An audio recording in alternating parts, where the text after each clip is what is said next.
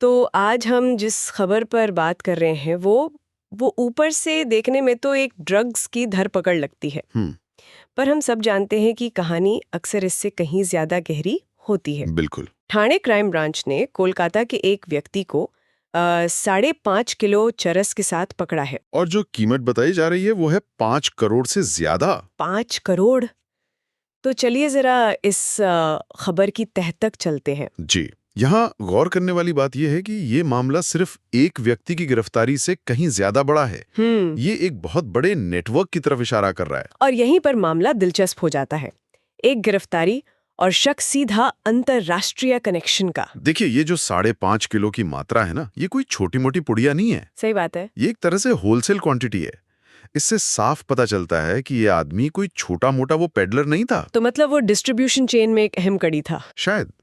शायद छोटे डीलरों तक माल पहुंचाने वाला एक सप्लायर। लेकिन मुझे एक बात खटक रही है।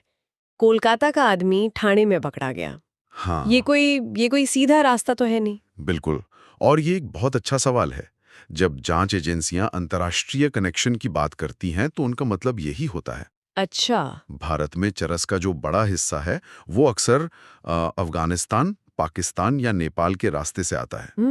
तो हो सकता है कि कोलकाता एक बड़ा एंट्री पॉइंट या एक ट्रांजिट हब की तरह काम कर रहा हो, जहां से माल फिर मुंबई और ठाणे जैसे बड़े बाजारों में भेजा जाता है। एग्जैक्टली। पर क्या ये थोड़ी जल्दबाजी नहीं है? मतलब सिर्फ एक गिरफ्तारी के आधार पर सीधा अंतर्राष्ट्रीय सिंडिकेट का अंदाजा लगाना। देखिए, ये एक थ्योरी तो है, लेकिन तजुर्बे पर आधारित है।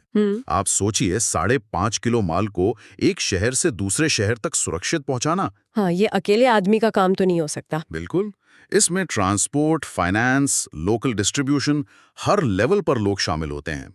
तो ये गिरफ्तारी सिर्फ एक मुहरा है। जी, असली खिलाड़ी तो पर्दे के पीछे हैं। असली चुनौती अब इस आदमी से पूछताछ करके उन तक पहुंचना है। सही बात है। और हम अभी तक सिर्फ सप्लाई की ही बात कर रहे हैं। ठाणे जैसे एक बड़े शहरी इलाके में 5 करोड़ की चरस की खपत भी तो होगी। और यही इस लड़ाई का सबसे मुश्किल पहलू है।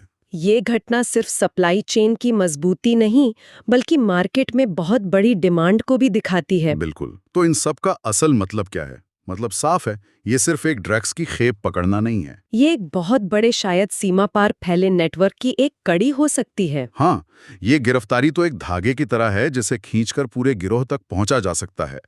लेकिन ये हमें ये भी याद दिलाता है कि जब तक डिमांड है, तब तक कोई ना कोई सप्लाई का नया रास्ता ढूंढ ही लेगा। तो इससे एक जरूरी सवाल उठता है, इस तरह के एक सफल ऑपरेशन के पीछे ऐसे कितने और रास्ते होंगे जिनका इस्तेमाल ये नेटवर्क कर रहे हैं।